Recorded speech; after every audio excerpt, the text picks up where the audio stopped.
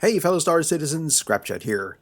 On PTU, I've been researching running cargo in 3.19 and have found that the further you're willing to travel, the more likely you are to earn more credits. For instance, the Eradicator recently posted a video where he bought a C2 full of Beryl on Microtech and flew it all the way to Laurelville on Hurston in order to sell it.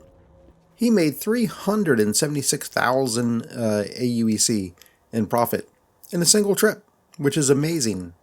Unfortunately for me, this broke one of my most important rules. Keep your run short. A run from Microtech to Hurston is around 5 minutes, and that's with a TS2 grade A military drive. That's just too long. Sorry folks, that is way too much time for me to be in the air. I ran a different commodity from the Hurston system to Microtech and suffered a 30k after having landed, but before checking in my C2, and still had to claim the C2, so I'm very leery of going that far. Instead, I found another source of Beryl that's more local to Hurston that will work for me, and that's what I'll be covering in this video today. And if you're interested in playing Star Citizen, make sure to use the referral code listed here and also in the description. You'll earn an additional 5,000 credits of in-game money when you do. If you're a subscriber, leave a comment with your referral code. I'll randomly choose someone's referral code and promote it in my next video. Alright, let's get started.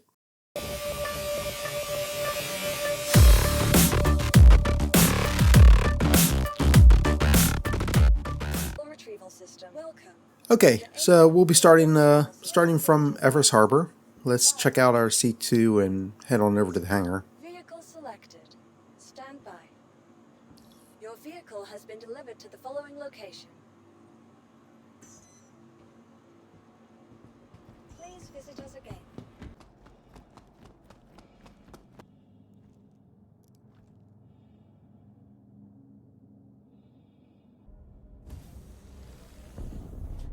Crusader Industries, a journey worth taking. Systems on. We'll be flying over to the Hurston moon of Ida. There's really not much over there, and it's the moon I run cargo from the least. Until now, of course. Beryl is the new hotness for cargo, apparently. Another downside, besides the distance if you want to maximize profit, is the extremely high investment. I've never invested this much in a route before in my life. Basically, a little north of 1.6 million credits is what you'll need to dump into the route I'm about to run. The Eradicators was a little less at 1.4 million. That's a tough pill to swallow. That's more than twice what I spent on titanium in 3.18. Looks like we're not alone.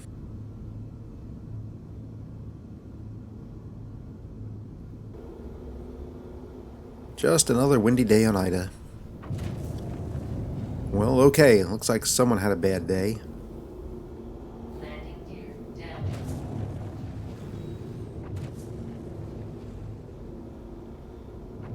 Ida can be a pretty windy place, so always make sure you face your ship, regardless of the size, into the wind, and make sure to turn off your engines. I made a video about leaving your engines on. It's not pretty. Anyway, let's head on over to the storage building. Yeah, see what I mean? That's what happens when you're facing the wrong way on a windy planet.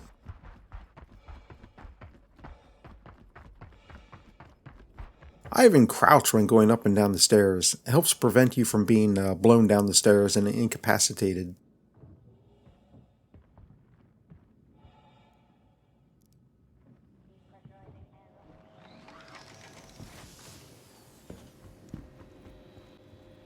And see how much money we have to work with. Okay, that's not bad. At least if I hit a 30k, I won't lose everything.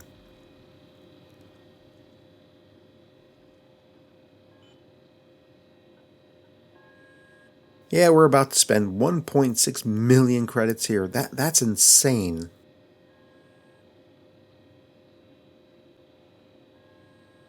Now we're on the clock. I put a timer in the lower right corner so you can see how long it's going to take me to get the C2 safely stored at Laurelville.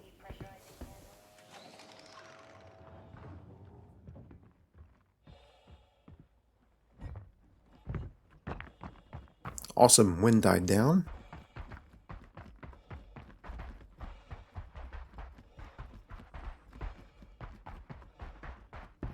and now it's picked up.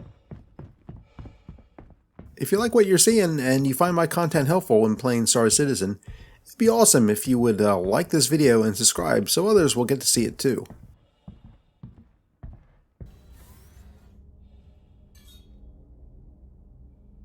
Engines. So far so good. Let's crank up the engines and set our destination and get out of here.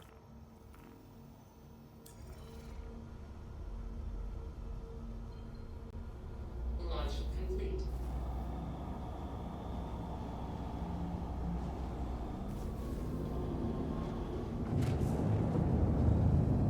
Landing gear.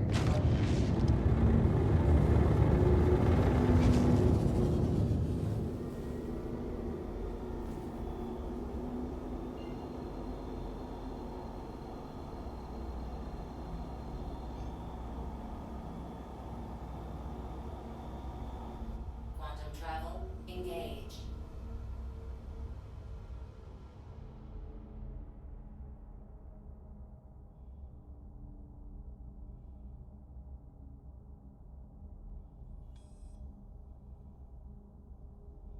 Quantum travel complete. That's pretty good. Only 20 seconds to Hurston.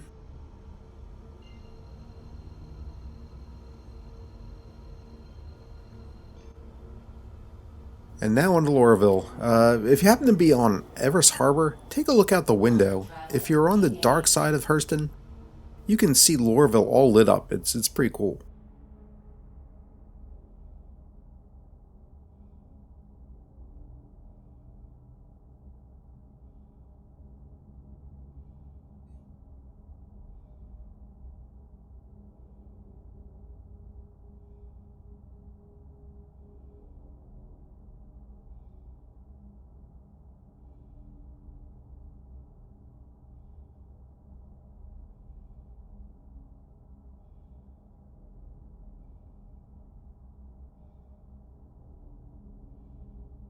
Quantum travel complete.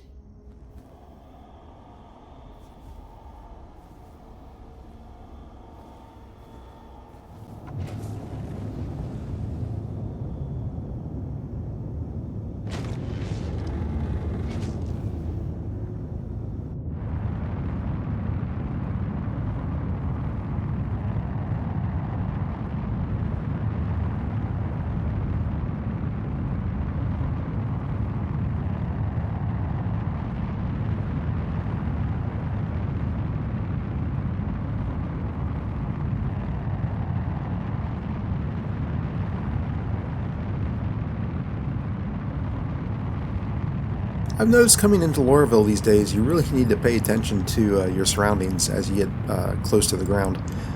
I've come close to clipping one of those huge yellow cranes more than once.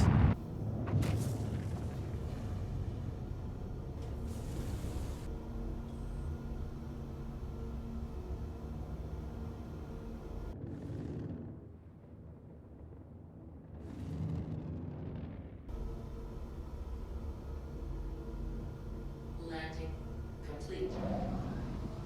Engines. Alright, now it's just a matter of getting to the ASOP terminal. You know, in 3.17, if I had a 30K after I had landed in a hangar, I would wake up at the station or on the planet, and my ship would be stored. Heck, I even had it stored after I had requested a hangar and was coming in on approach. That's not the case in 3.19. I caught a 30K while I was in the elevator heading to the lobby. Vehicle retrieval When I system. came back, I had to claim the C2, and you would think with Pez, 30K recovery would be even better. Anyway, let's head on down to the Central Business District and make our sale.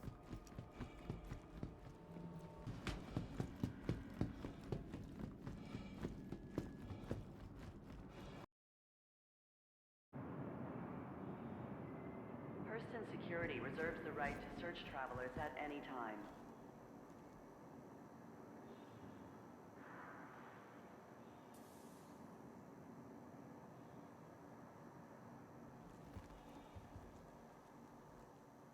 Be considerate of your fellow travelers.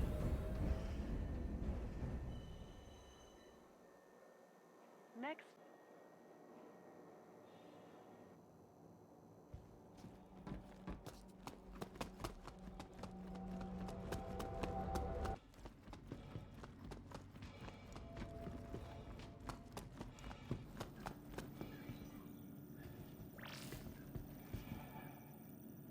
Man, I'm so happy to be unloading this stuff.